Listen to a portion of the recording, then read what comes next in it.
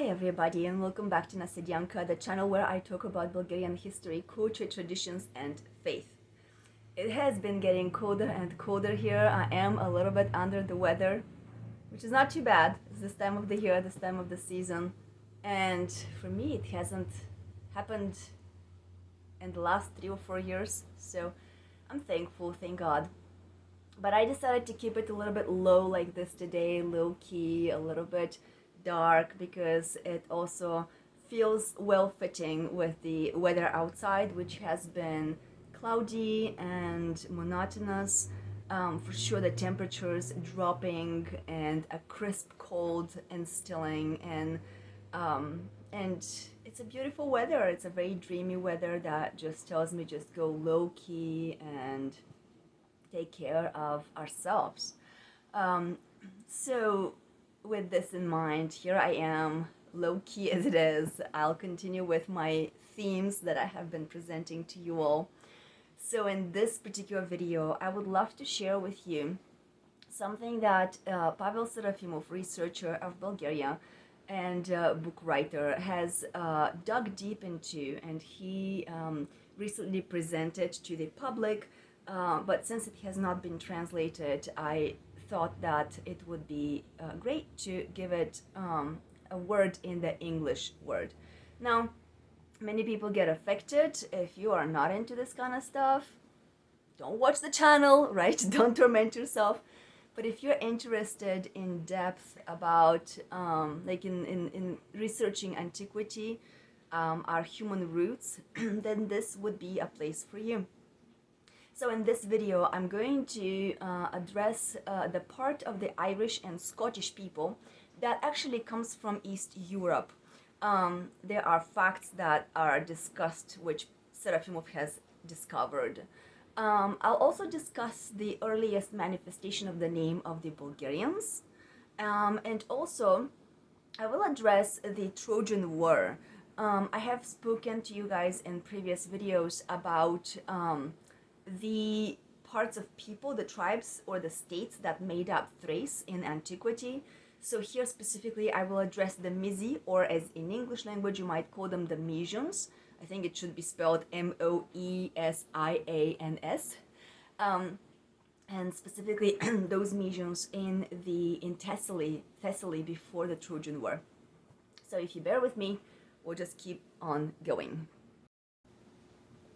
Okay, so here's an interesting fact. On a personal level, I have a friend who not too long ago came up to me in America and mentioned that she had family, who tested their genetic background, and they were surprised that they had in common with Bulgarian DNA. So long story short, I was researching and reading Pavel Serafimov's work when I came across something that he mentions here. So he talks about an Irish book, the book on the invasion in Ireland.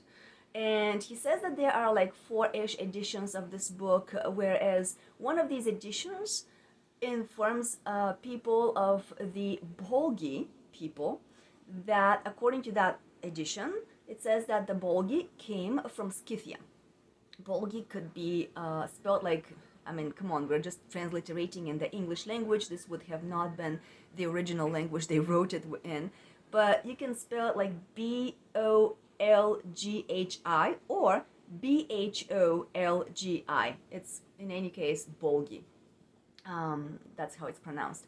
Anyway, another one of those editions of this book, the Irish book, right, also informs us that the Bulgi actually came from the Thracian region, from Thrace. So at some point, people start asking, okay, so where is it? Who on earth are those Bulgi? And did they come from Scythia or did they come from Thrace? It seems like that should be a paradox. Well, not so much. Hold on. Instead of getting confused by considering this information as contradictory, Serafimov actually noticed that we can actually benefit from the way in which it has been presented, because it helps us localize geographically, more precisely, those Bulgi people.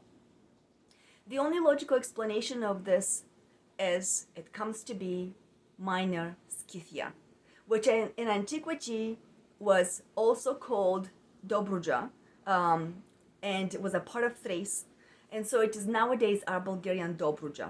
You can actually check it out. As a matter of fact, when I grew up as a kid in Bulgaria, one of our national breads, just the name of our bread was called the Dobruja bread. My great grandmother and I used to go hand in hand to the store to buy our Dobruja bread.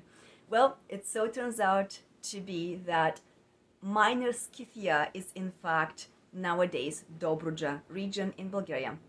Minor Scythia is a part of Thrace, like I just mentioned earlier.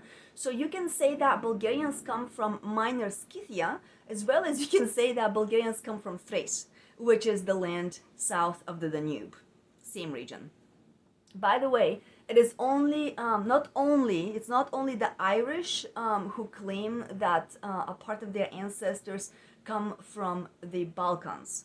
Serafimov informs us that he found out that the Scottish people also consider that some of their ancestors come from Scythia, right?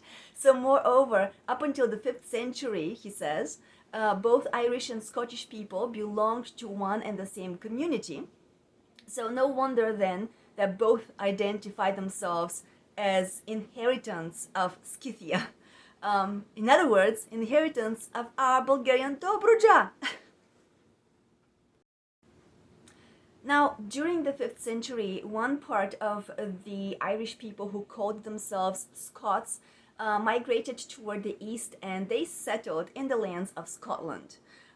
What is curious and interesting there is that geologists point out that Scots names, the name of the Scottish people, comes from the word scud, which actually means animal, which actually is closely connected to people who possess animals. In other words, at the time, people who possessed animals and who took care of animals were farmers, right? But those at the time were the rich people. They were the noble people. So, in other words, these were the rich people. Notice that this is an ancient Bulgarian word here. Pavel Serafimov very clearly caught it. We say skotovodstvo, and this is our farm landing. Skotovodstvo specifically is a word that we use to taking care of animals. And so it so turns out that in deep antiquity, at the time of the early Iron era, one part of people by the name of Bulgi left from Thrace migrating towards the west. And that time, those people reached the British Isles or islands, and that's where they settled. And that population of people again, they migrated to the British Islands, and they actually influenced the local population that already had been there, and they influenced it to such a great degree that the locals kept in memory the story of the arrival of the people from the Balkans. To a great degree, those people began to identify themselves with the Balkans.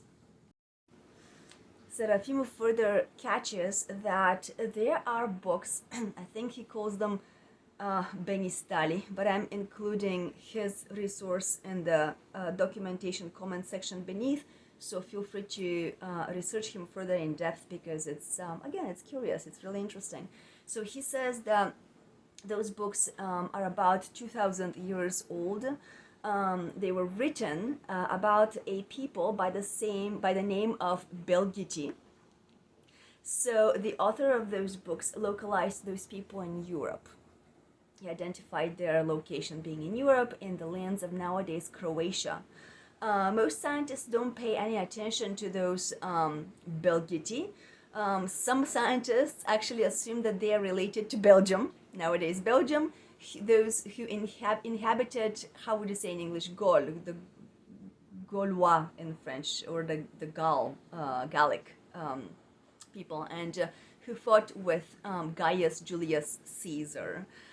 Caesar, however, notes that they were a more specific group of people that were different from those Gaelic people, les Gaulois in French, and that they were exceptionally brave and courageous. Whereas the Gaulois, the Gallic people, would step back during war. They would take a step back, right? The Belgiti would actually fight in spite of even like conditions such as like walking on mountains of dead corpses. So they were extremely resilient and not giving in. In other words, they were impressed. How can I say? They impressed Caesar with their incredible courage, being brave and strong. By the way, Gaius Julius Caesar also stated that those Belgi or Belgiti had relocated from East Europe to the British Isles. Interesting. In addition to all this, there in the British Isles, during antiquity, there was a town by the name of Belgarum. Venta Belgarum. Maybe you guys can spell that as Venta Belgarum. This information is very important, more so because in the lands where the town used to be established, in more modern times, actually, our archaeologists, scientists, people have discovered coins. Now, what on earth do we care about coins? Well, upon those coins, researchers found the well-familiar sign of the Dulo family, which actually is one of the main Bulgarian family lines that's found at our country. So in other words, the Belgiti who were in the Gaelic regions, Gaulois, the Belgi who were in Britain, and the Belgiti who were in Central Europe, as well as the Bulgi of Thrace, are one and the same people. So these are different regions spread out geographically, different dialects, because you can imagine hundreds, not only hundreds, but thousands of years would go by. So language changes, right? And nonetheless, they were the same people, the same genetic background. It does feel kind of dark.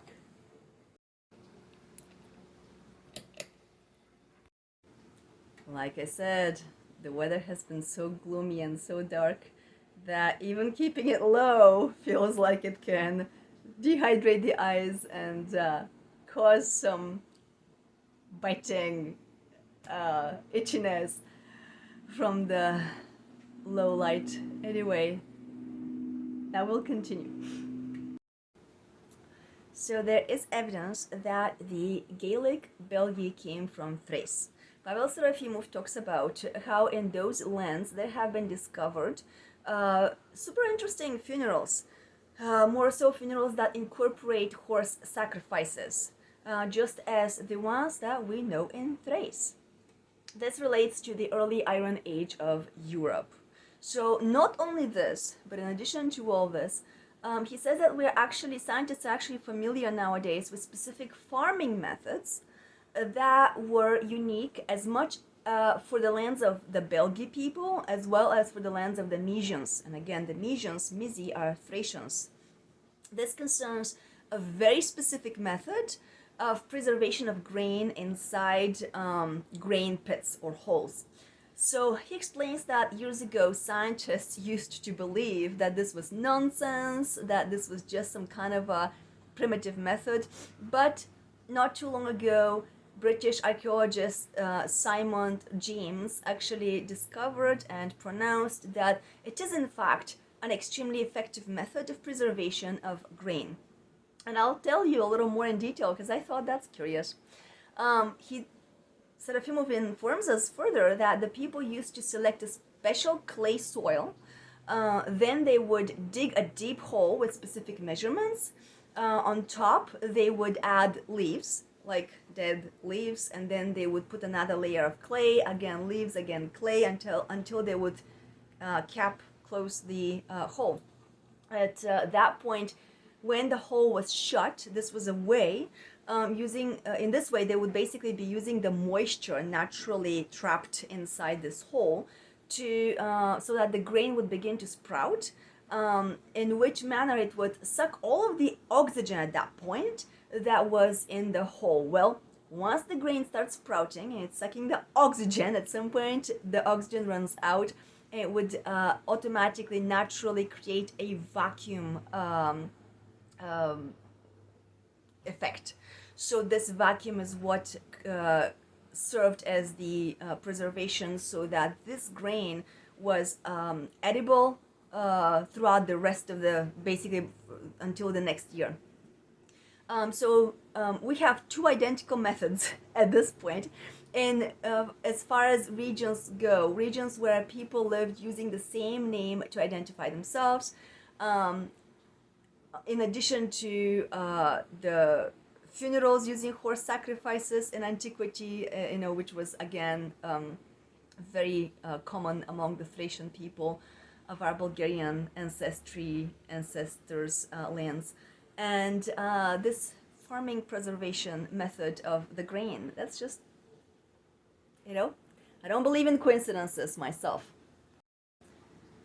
On top of all this, genetics actually confirm the claim that the Gaelic people and the Thracian people have the same roots, the same ethnicity, the same DNA.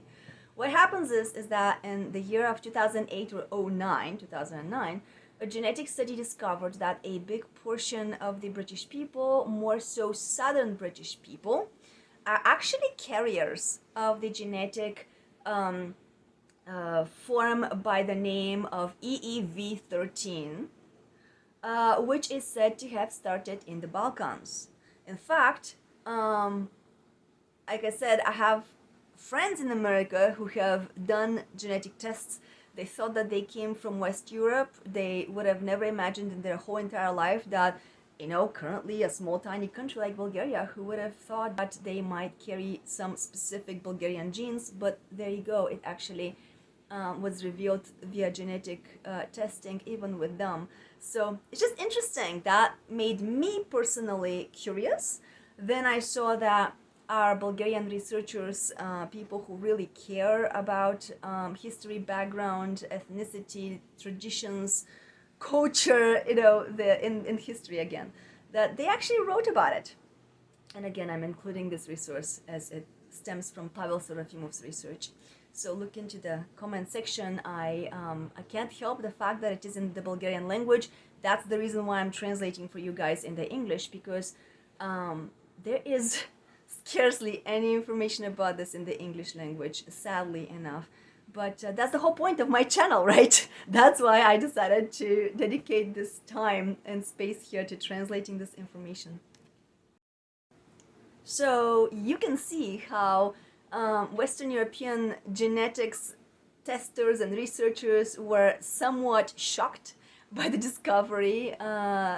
So they sought to figure out this mystery.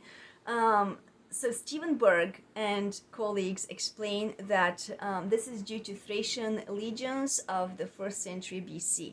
Now, Pavel Serafimov dug deeper into this. Now, I love this about Pavel and other Bulgarian researchers because they don't take any information for granted. And this is a sign of freedom of speech, freedom of thought.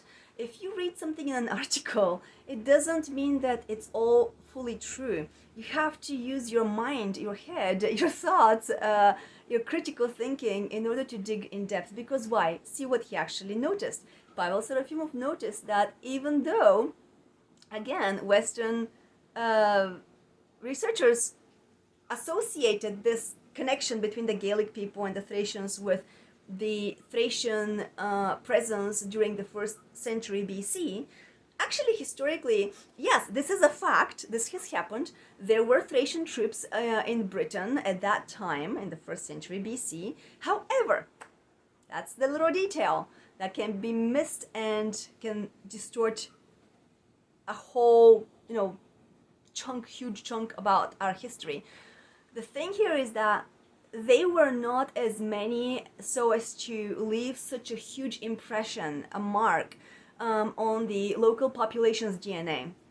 So in Britain, there were about between 1,000 and 2,000 Thracians, of whom part remained, but another big part returned back to their motherland. So we know of this fact, Serafimov informs us, thanks to written data by Roman veterans of a Thracian background. So, provided that we cannot talk about some impressive Thracian influence in this case in Britain during the 1st century BC, it kind of follows logically that the genetic specifications that were discovered in southern Britain were more so brought to that place at a different era, in further deeper back, more distant antiquity. The clearer explanation is that this genetic trend of the DNA, again EEV13, it's a DNA marker, was actually brought there by the people known as the Belgi or the Bulgi. So let's look further into that. In his articles, Pavel Serafimov also has discovered that there are more genetic studies on the Irish people, according to which the Irish people's ancestors come from East Europe as well as Asia Minor. So it's like, okay, why do we have East Europe? Why do we have Asia Minor? What does Asia Minor have to do with East Europe? Well, it's very easy. Why Asia Minor? Because Asia Minor is the home of the Thracians. More so the Thracian Vitini. Remember, there were different states or different tribes, and I don't like the word tribes because tribe means that they were not as well organized, whereas those Thracians, they were organized so as to have a whole entire kingdom or a country with different autonomically functioning states that still belong to the same big body of a country. So those in particular in Asia Minor were the Thracian Vitini. Also the Thracian Phrygians, Phrigi, like we call them, the Thracian Mysians, or the Mizi, as we call them in Bulgarian language. And so, by the way, these are the same Mysians who later are called the Bulgarians. So the motherland of those Mysians, or the Mizi, is also Minor Scythia. So the Bulgi who left, the Bulgi people, right, who left Thrace, and they started migrating towards towards West Europe, towards Ireland, came precisely from that place, Asia Minor. And more specifically, I should say, Minor Scythia. Now, Irish monks themselves have stated that during the time of Kir the Great, people by the name of Bulgi have settled in Ireland from Thrace. There they introduced laws, they divided the country into 5 parts, they also chased away what was lie and deception. These are extremely valuable data. Again, Serafimov reminds us to notice this. Why? Because they demonstrate that the Bulgi people were a people with an extremely advanced culture already. They were familiar with governing, with laws, with strategy, with mathematics, and so forth and so forth. In other words, they had influence, huge, great, impressive influence on the local people. And their influence, as a matter of fact, was so great that their name has been preserved in chronicles and like written resources for a long time after their assimilation within the local population. Now, what's really interesting, I became impressed with Pavel Serafimov's writings probably over a decade, maybe 15 years after my stay in America. And as I was reading and coming across different people from different backgrounds, I mean, America has people, we're the melting pot. We have people from India, people from Latin America, people from Africa, people from Europe, right? I was noticing so many curious similarities, more so between those who identify their ancestors as Scottish or Irish, and my Bulgarian background, but also Native American, as well as Indians, some strata from Indians. And I was super curious, and then I started noticing that there were some words that sounded the same, but we're supposed to be very different people. So I got curious, and curious as I am in nature, I was reading, researching, I burn with desire to learn, until I came across this, what Pavel Serafimov also seems to have identified, and in some ways feels like a kindred spirit in that way. So he says that in Irish language, we find a word vran, V-R-A-N, or also bran, B-R-A-N, which actually means crow. Well, in the pure Bulgarian language, we have this word vrana, we call it. So both languages, the Irish and Bulgarian, are Indo-European, and many researchers point out to this that, oh yeah, that makes sense, that's how they should be related. However, that's actually what most people, even though they will tell us nowadays, Pavel dug deeper. Remember, he's one of those that doesn't take it for granted what the most popular propaganda feeds into our minds.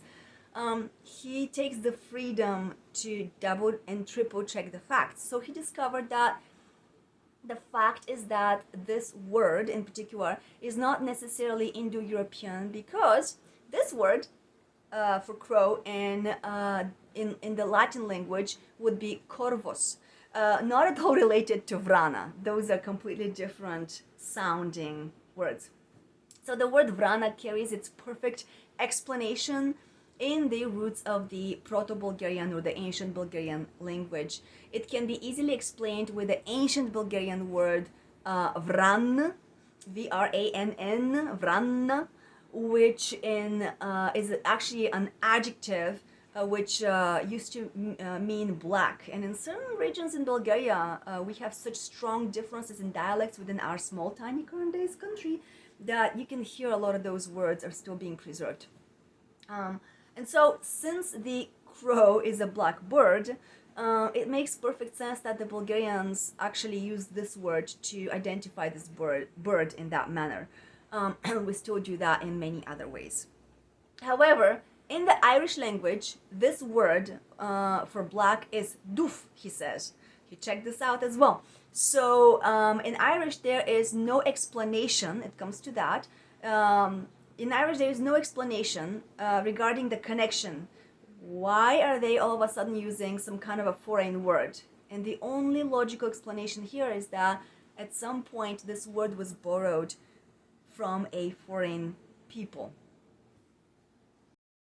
So interesting as this is, Pavel Serafimov continues to draw our attention to just notice that these are little facts that go very far and in depth and deserve attention, and they are confirmed not only by archaeology but also by genetic studies, and also onomastics, the study of language and culture. So in the 2nd century of Thrace, there was a monument that was created, and it has been discovered in one of the Bulgarian villages. He says it's called Dăjdeț in Belogradsku. I personally have never been there, but I take it it's just interesting. I would wish to go and check someday, God willing.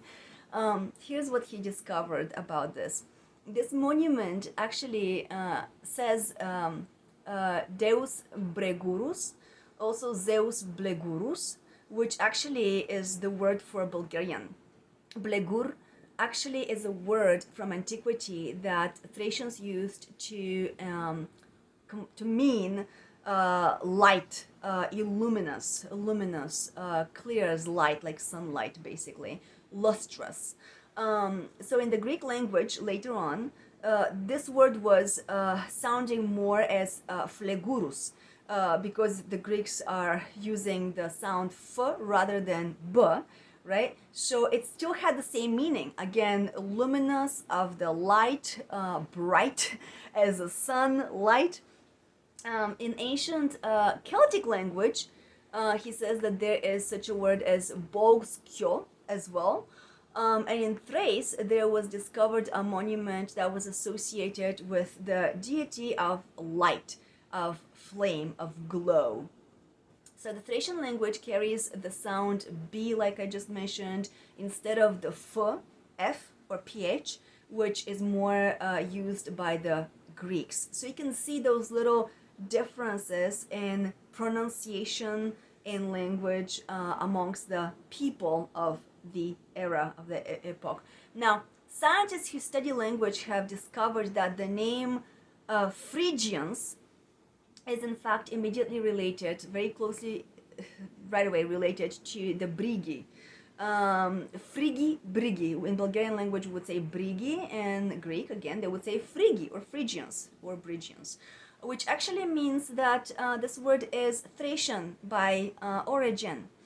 This is explained by the fact that during the 2nd century, the Greeks were much more at that point familiar with the Thracian language, mainly because they had already become more familiar, assimilated. They had assimilated a huge amount of Thracians. In other words, the Greeks at that time were capable of better understanding the ancient Bulgarian language. Fountain of information as Serafimov is, and I admire this about, again, the heavy hard work that he has done, especially in nowadays propaganda, flow of propaganda that flows against the truth of our history. It's humbling to see how much a person can take in order to actually swim against that current and challenge people to think deeper and to challenge common belief system. So he mentions that there are many more such associations with the words as I've just described to you. He mentions Ares Blegurus, which was also another deity of antiquity, and many, many more. Now his articles are abundant. I cannot catch up with absolutely everything to share with you guys. But in time, hopefully, his information will be translated in English, and as much as I can do, I'll be sharing bits and pieces here. So here is something he says: there is a people whom Homer calls the Phlegi, Phlegi, I guess that's how you'll say, the Phlegians, the Phlegi. In other words, he's the ancient, also like ancient authors consider the Phlegi to be the people of Ares. In other words, they are the Thracians. Some German authors confirm this fact as well. Other authors have called them, how can I say, grabitelski narod, the people that snatch, take away, which is completely normal because he explains that those authors took the point of view from their country of where they were localized at the point. So for example, the point of view of the Greeks who were the opponents of the Thracians, of course from their perspective they would have described those people, the Phlegi or the Blegi, as people who just go like barbarians and they're just grabbing and snatching things, right, taking away, because they were in constant struggles, opposite forces, the Greeks with the Thracians.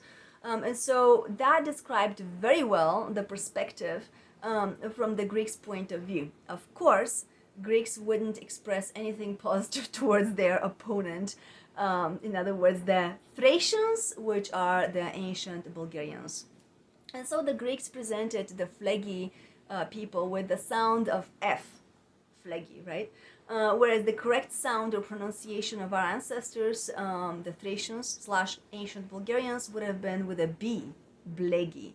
Why? Because again, this carries the same root of the word for the people of the light, the lustrous, luminous, sunlight, bright, like the flame people.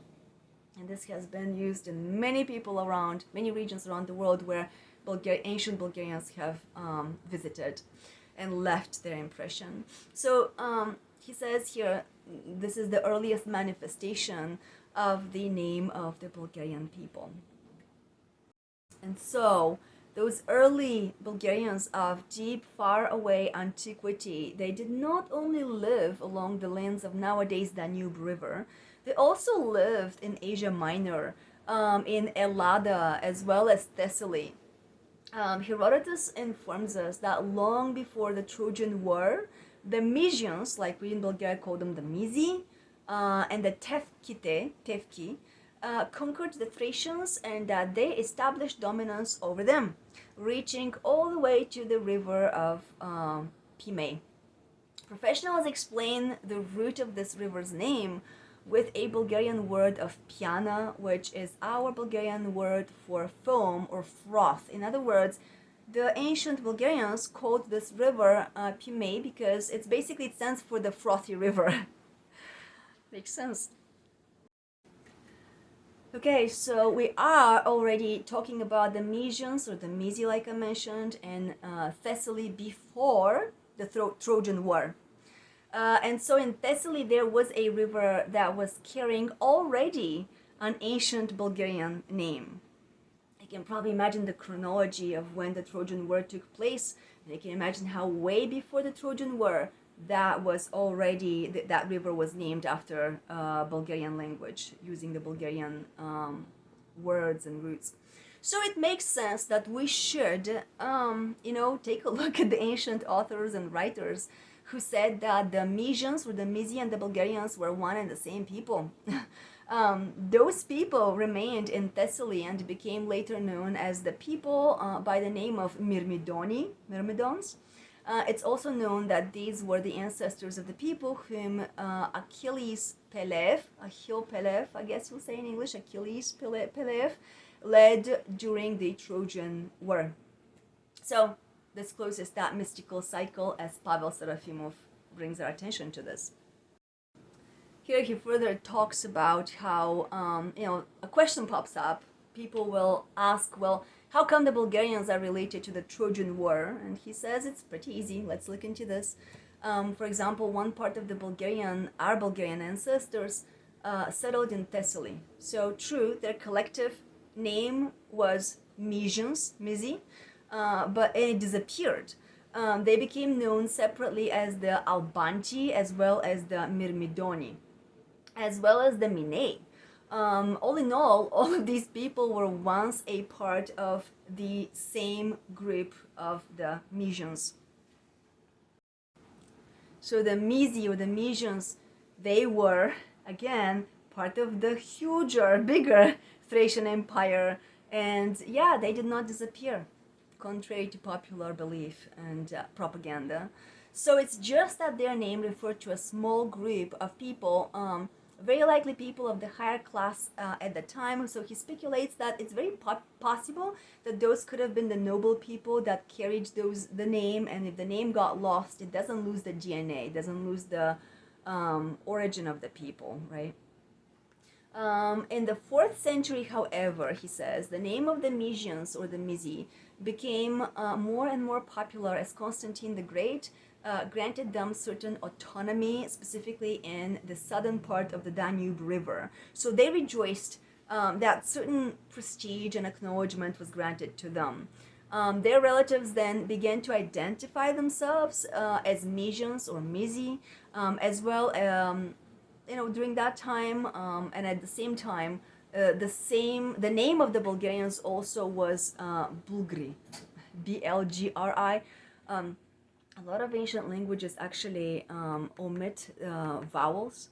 I've noticed this because I love linguistics. I'm naturally just passionate, voracious learner of languages. Back in the day when I was, a kid, I learned French and Italian as well as Arabic, and I knew Bulgarian, and then I could understand Serbian and Russian around Bulgarian, and of course English and Portuguese and Spanish. I thrived on languages. And sure, long story short, I had to make a living, so I started working in mental health, and I haven't had the chance, because of my full-time job, to practice my passion in languages. However, I noticed that a lot of the ancient or the distant, like Asian languages, Asia Minor, the Middle East, and languages of antiquity, many times they would be missing vowels, and there are specific signs that they would add in order to imply the vowels. So coming back to this here, it just doesn't surprise me personally that at some point the Bulgarians would be called the Bulgari, and you only hear the hard sounds, right? The Blgri, when in reality that's Bulgari, and we still call ourselves that name. But this is basically an earlier name. An earlier than that name is Blegiri again, which is a name that became popular. And again, this touches base with that root word that I mentioned to you guys that is identified with the light, the people of the light. So in the 9th century AD, Serafimov further states that all of the people who spoke a language similar to that of the Mysians or the Mysi began to take that name as it means the luminous, the people of the light, light, flaming people. It was a name that was both beautiful and a name that was related to prestige. Prestigious because it referred to people who were able to obtain autonomy from the Romans in particular at the time. And so Constantine the Great was also of that background, the Mysian background, but he was an emperor, and in addition to all of this as well. So he actually gave his own people a certain privilege at the time. Well, I guess we can start to wrap up. The point being here that the name of the Bulgarians is a very, very, very ancient name. It shows up during different eras at different times and geographical locations, yet it identifies, or it points to the one and same people genetically. It refers to people from the lands of the Mysians, Asia Minor, Minor Scythia, which were Thracians. It refers to people of the high class or the educated, erudite, how should I say, the noble people of the time, from basically from among the Mysians, those were the noble people. And so with this, I will let you ruminate on this, marinate a little bit. Again, I personally encounter so much animosity and fight against this kind of information from people who have neither, some of them have not visited Bulgaria, some people have unfortunately visited, and they are very heavily influenced by Western propaganda. Mostly I notice people who refuse to know in depth, who refuse to open the boxes of what we are commonly taught. This is not information that our school books are going to give us. It's real sad to see people get so feisty and so angry, but it also shows the weakness of human nature and how threatening and challenging stepping out of the box of that which is familiar and well known can be.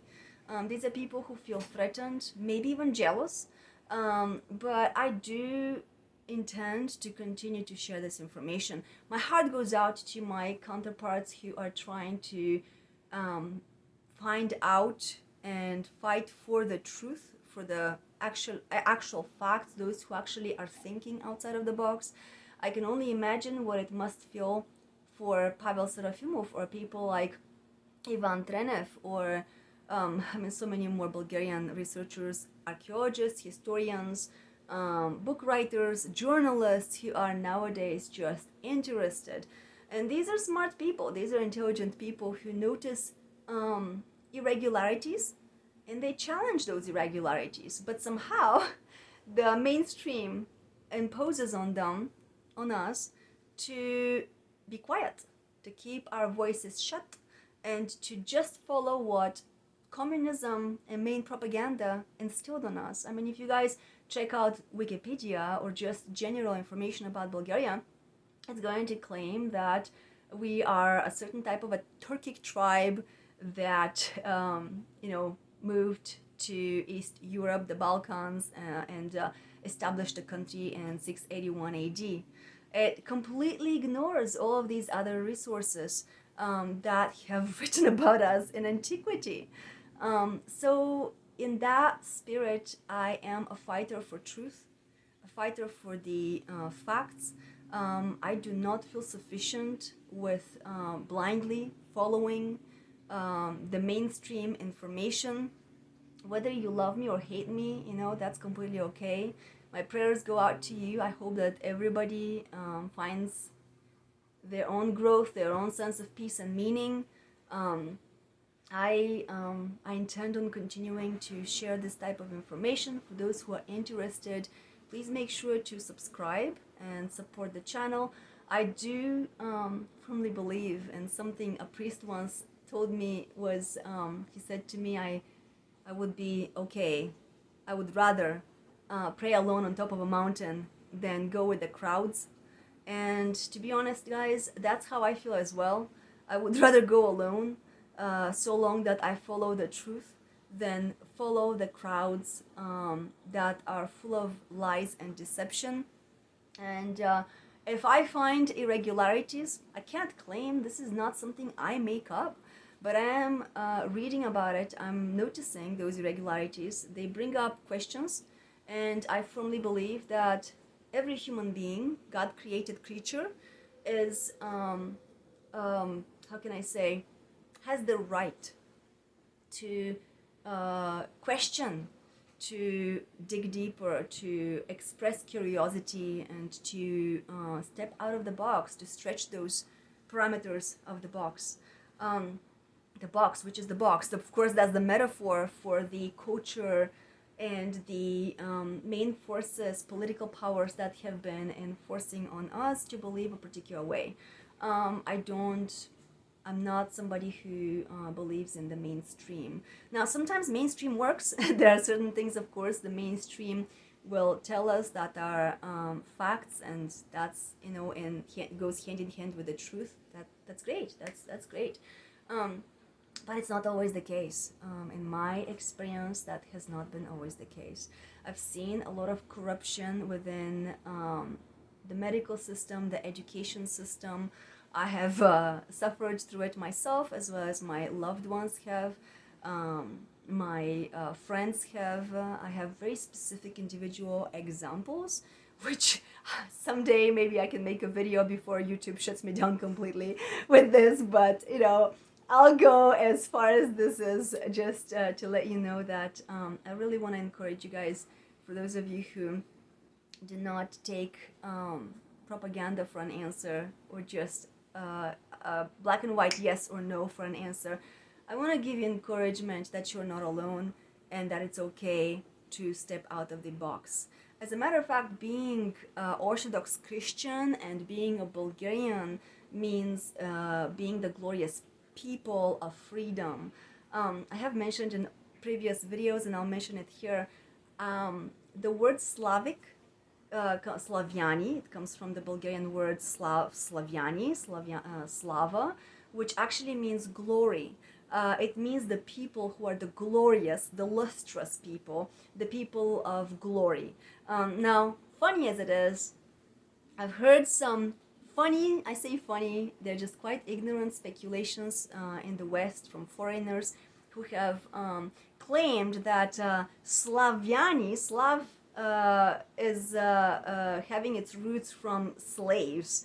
But it makes no sense, because Bulgarian language is not Latin. It doesn't have Latin roots. You cannot compare literally apples and potatoes. You cannot compare two different, things, languages with different origins.